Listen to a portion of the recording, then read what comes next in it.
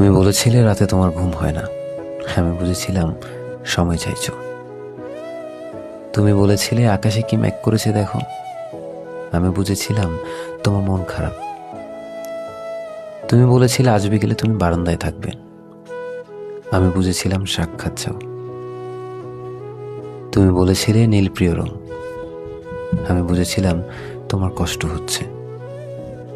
তুমি বলেছিলে ঠোঁট ফেটেছে, আমি বুঝেছিলাম চুমু খেতে চাইছো। তুমি বলেছিলে আজ তাড়াতাড়ি ঘরে ফিরতে হবে, তুমি বলেছিলে এই হুটহাট দেখা করা, অসময়ে ফোন করা তোমার আর ভালো লাগছে না। আমি বুঝে গিয়েছিলাম বিচ্ছেদ চাইছো। তারপর অলিখিত স্বাক্ষরে তুমি যখন ইনভিজিবল কোর্টে আমার বিরুদ্ধে বিচ্ছেদের মামলা ঠুকে দিলে, আমি বুঝে গিয়েছিলাম তুমি মুক্তি চাও।